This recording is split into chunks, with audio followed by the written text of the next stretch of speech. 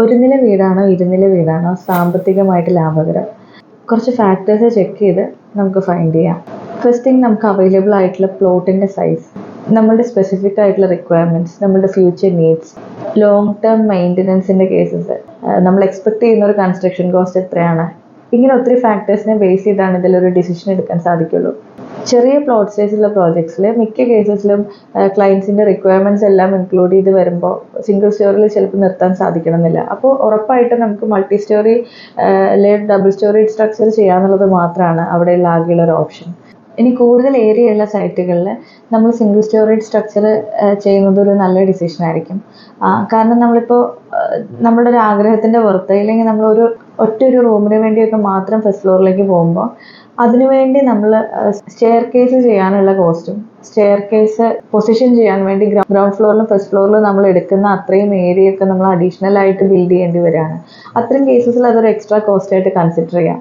അപ്പോൾ നമുക്ക് സ്വാഭാവികമായിട്ടും തോന്നുന്നൊരു സംശയം നമുക്ക് ഫൗണ്ടേഷൻ കോസ്റ്റ് സേവ് ചെയ്യാം എന്നുള്ളതായിരിക്കും. ചില കേസസിൽ അത് ശരിയാണെങ്കിലും ഗ്രൗണ്ട് ഫ്ലോറിൽ നമ്മൾ വർക്ക് ചെയ്യുന്ന അത്രയും ഈസി അല്ല ഫസ്റ്റ് ഫ്ലോറിൽ വർക്ക് ചെയ്യാൻ. ഇപ്പോൾ നമുക്ക് സ്കഫോൾഡിംഗ് ഒക്കെ ഇട്ട് വർക്ക് ചെയ്യാനുള്ള ലേബർ കോസ്റ്റും കാര്യങ്ങളും ഗ്രൗണ്ടിനെ അപേക്ഷിച്ച് ഫസ്റ്റ് ഫ്ലോറിൽ കുറച്ച് കൂടുതലായിരിക്കും. പിന്നെ ഇത് പ്രോഫിറ്റബിൾ ആവാനുള്ള ഒരു ഓപ്ഷൻ നമ്മൾ ഈ ഡീപ്പ് ഫൗണ്ടേഷൻ മെത്തേഡ്സ് ഒക്കെ ഓപ്റ്റ് ചെയ്യുകയാണെന്നുണ്ടെങ്കിൽ, അതായത് ഫൗണ്ടേഷന് വേണ്ടി നല്ലൊരു എമൗണ്ട് സ്പെൻഡ് ചെയ്യേണ്ടി വരുന്ന പ്രോജക്ട്സിൽ വീടിൻ്റെ ഒരു 40% ഏരിയ ഒരു ഫസ്റ്റ് ഫ്ലോറിലേക്ക് കൊണ്ടുപോകാൻ നമുക്ക് സാധിക്കുകയാണെന്നുണ്ടെങ്കിൽ അത്രയും ഏരിയയുടെ ഫൗണ്ടേഷൻ കോസ്റ്റിൽ തന്നെ നല്ലൊരു എമൗണ്ട് സേവ് ചെയ്യാൻ സാധിക്കും. പിന്നെ ഫസ്റ്റ് ഫ്ലോറിൽ ചെയ്യുന്നത് കൊണ്ടുള്ള വേറെ അഡ്വാൻറ്റേജസ് എന്ന് പറഞ്ഞാൽ നമ്മൾ അഡീഷണൽ ആയിട്ട് ഡിസൈനിൽ ഒന്നും ചെയ്യാതെ തന്നെ നമുക്ക് സ്പേസസിനൊരു പ്രൈവസി കാര്യങ്ങളൊക്കെ കിട്ടും. പിന്നെ ഇപ്പം നമുക്ക് മിക്ക വീടുകളിലും പേരൻസ് ഒക്കെ മാത്രമാണ് താമസിക്കുന്നതെന്നുണ്ടെങ്കിൽ അവരുടെ ഒരു ഏജിൽ നമുക്ക് വീട് കംപ്ലീറ്റ് സ്റ്റെയർ ഒന്നും കയറി ഇറങ്ങി മെയിൻറ്റെയിൻ ചെയ്യുക എന്നുള്ളതൊക്കെ ഡിഫിക്കൽട്ടായിരിക്കും. പക്ഷെ അതിന് വേറൊരു വശം കൂടി ഉണ്ട്.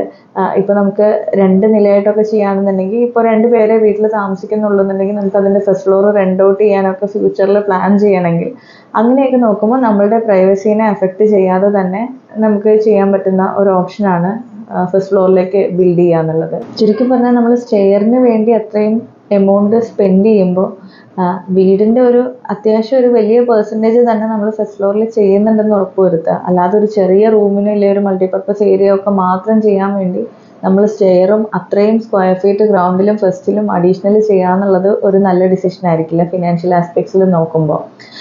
പിന്നെ സ്റ്റെയർ മാത്രം പോരാ, നമുക്ക് സ്റ്റെയർ കഴിഞ്ഞ് നമുക്ക് മുകളിൽ വരുന്ന സ്പേസസിലേക്ക് ആക്സസ് ചെയ്യാനുള്ള ഒരു ചെറിയൊരു ലിവിങ് സ്പേസോ ഇല്ലെങ്കിൽ അറ്റ്ലീസ്റ്റ് ഒരു പാസേജ് പോലെ ഒരു ഏരിയ, അതൊക്കെ നമ്മൾക്ക് അഡീഷണൽ ആയിട്ട് 2 സ്റ്റോറി ആയിട്ടുള്ള റെസിഡൻസസിൽ വേണ്ടി വരുന്ന ഏരിയകളാണ്.